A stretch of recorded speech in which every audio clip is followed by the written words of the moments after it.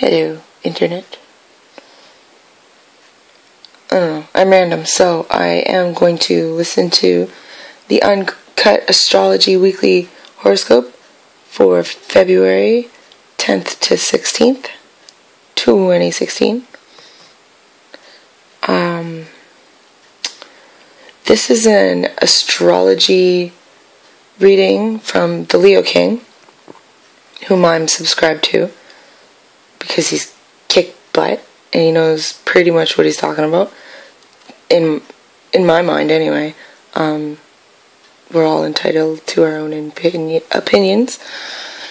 Some of us are just a bit more educated than others, I suppose. The Leo King, however, is very amazing, and I just wanted to enjoy this reading for the 10th up until yesterday, technically, because it's currently Wednesday, February 17th at 3:53 a.m. So this would have been the reading for last week, pretty much, for the week of February 10th through 16th. Anyway, proceeding.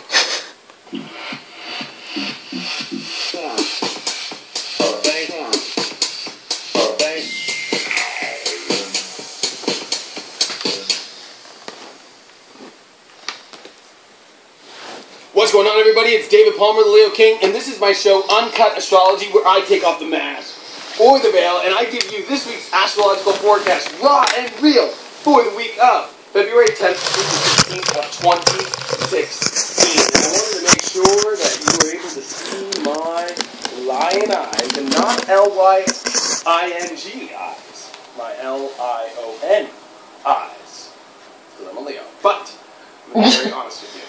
Oh, he's a punny Leo. It's over 80 degrees. It's been 88 degrees where I live, and it's going to even get into the 90s this weekend, so I am keeping the shades on, and I might take them off in between, whatever spirit comes through. If you've never watched this show before, this is where, and if you don't know who I am, I'm an astrologer, and I channel the stars in a very raw and uncut way. I channel, and if you don't know what that means, look it up. But I am here to channel the stars for you in the most raw and real way. If you don't know what that means, look it up. I want to make a couple announcements before we go into this. Number one, if you didn't know, I got a daily horoscope every day that's really popular, and you can get that on the leokinapp.com, or you can get it at the Apple or Google Play stores. And I have my Alien Talk series. I'm buying that. It's an 8-episode series that you can get on my app, on the iPhone app, in the store, in the app, or you can get it at inclusiveastrology.com, where I talk about different aliens, Palladians, channeling, reptilians. I go into the whole entire series, my own experiences with it, what I believe, what I think about spirituality and aliens and so forth. You can get it now at inclusiveastrology.com or on the iPhone app by clicking. I can get it now, apparently. Now that we got all that bullshit away, right? Here we are, a week that I think is extremely powerful. One of the most powerful weeks of the year. I would put this in the top 5 weeks of the year. There are 52 weeks in the year, it's pretty true. It's definitely in the top 5. The reason why, number one, we've just come off a new moon in Aquarius. It is the Chinese New Year, and Mars is on its last full week of being full force in its most powerful sign of Scorpio. Please tell me it's moving on. Because next week, Mars goes shadow. Please? What does that mean? This is a huge push this week.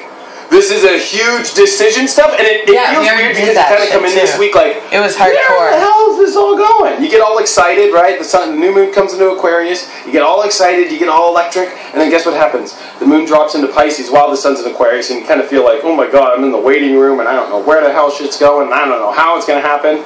And that's the feeling. You can kind of feel like you go into this weird place. But the positive news is literally on Thursday and Friday, when the moon jumps into Aries, you will get clarity. And I think this is what shows why Aries is such a clear sign and such a knowing sign and a definition sign, is because we're at a time where we want the definition, but this Aquarian energy has all these things to connect with, and we are fixating on things with a Mars in Scorpio, a Sun in Aquarius, and a quarter square of the moon in Taurus by the weekend. We are hugely fixating on what it is we're trying to figure out in our life. Remember, Aquarius is the fixed intellectual sign. That means it's the genius that goes into a crazy locker or a crazy room and just locks itself in there and tries and figures it out and plays with chemicals and figures it all out. But it fixates on it. And when you have Mars in Scorpio, it's fixating on our wants, our needs, our desires, our passions so intensely right now. Because Scorpio is combine this with all this Aquarius, it's like, oh my gosh, it's like the ultimate crazy, weird chemical calculation invention you've ever figured out in our lives. But it's almost like we have to go here because in order for our heart to be happy, there's something we got to go do. We got to go do this crazy experiment. Holy fuck, man.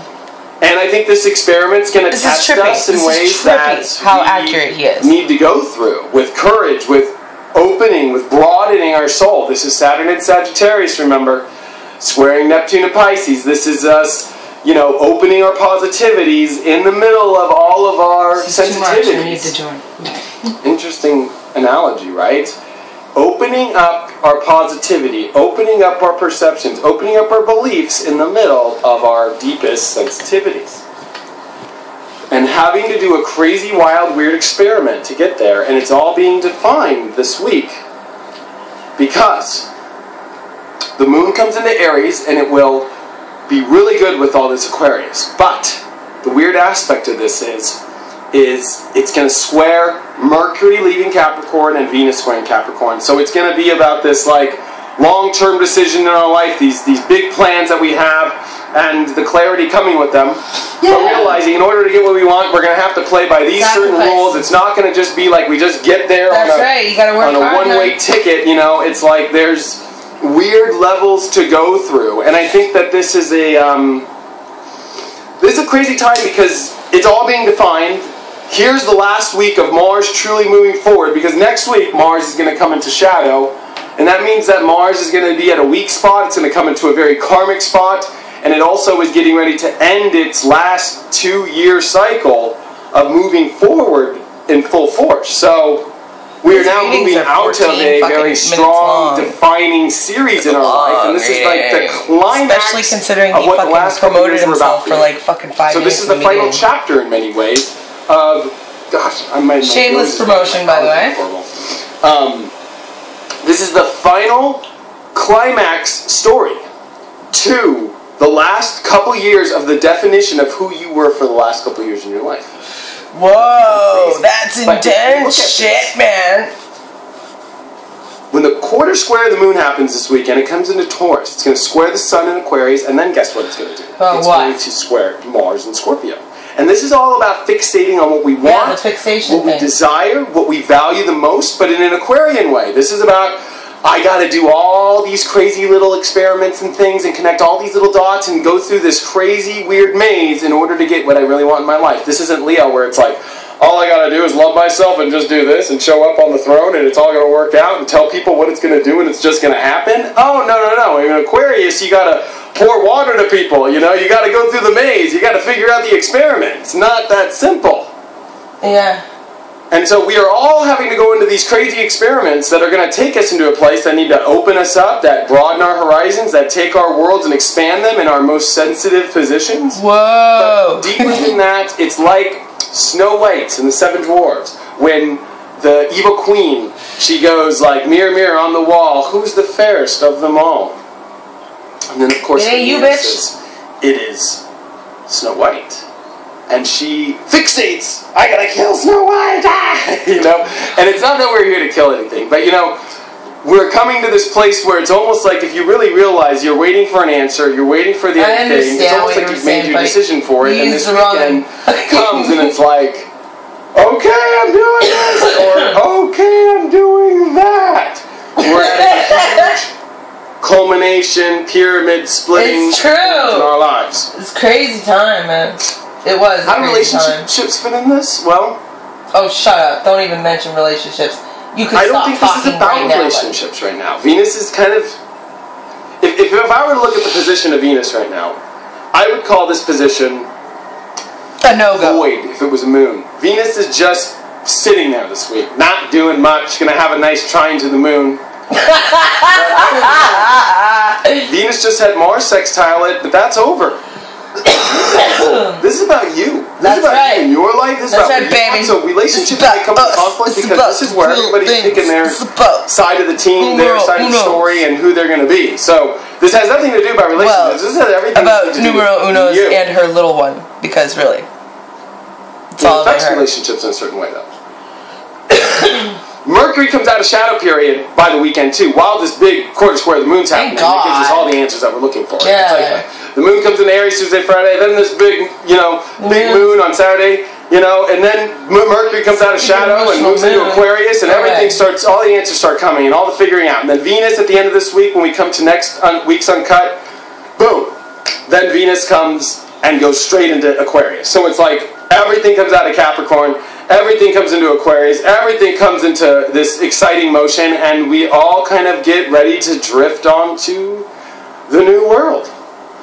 What are you talking It's about? a little bit Christopher Columbus-y. Sounds fucking epic. I just hope he must have been scared doesn't shitless. No shit. But he knew he had to do it anyway. What a crazy experiment. I gotta go into a boat and try and find the new world. And in many ways, that's where we're all at in our life right now. Shut up. And we are all excited, we're all ready, Did but you we all know feel Christopher Columbus? vulnerable, unsure. Did you speak dolphin? But sure. And this weekend really tests your self-worth, and do you feel sure? The moon is going to oppose Mars, it is going to square the sun, so emotionally you're going to have to look at if you can deal with this experiment, if it's really worth it or not, and then if you're really passionate about it or not, and you got to see which side of the fence you're more passionate about right now.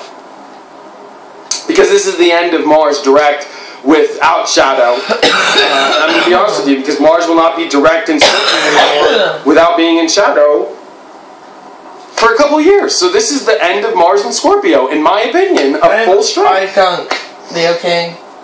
And somebody give me a tissue, please. Gee, mini Christmas. I'd give you one, but... Think about that, though. That's for some advanced astrologers. But I'm here and you're there. And think about this. Mars goes to 8 degrees Sag, and then in April, the end of April, it goes retrograde. Goes all the way back into Scorpio to 23 degrees, and then moves forward. But when it moves forward on June 29th, that sounds like a bunch of math. July I don't like and that. August, it's going through Scorpio in a shadow, which means it's not at full strength. Notice how I had to take a puff. This is it, when folks. He started saying shit about Mars math. and Sag is the exciting adventure we all go on. It's Christopher Columbus leaving on the boat. You have to see that this is all of us preparing us and internally and knowing that we're ready to get on as a metaphor. You know what I mean? Like, am I sure I'm going to get on this damn boat here? Woo! And which boat am I going to take? Or maybe I'm not going to take a boat. Maybe I'm just not even going to take this journey. Maybe I'm going to get on a car and I'm going to go that way. It is a huge man, you're talking crazy shit. You lost me. Plus, North Node and Jupiter have finally started to break apart.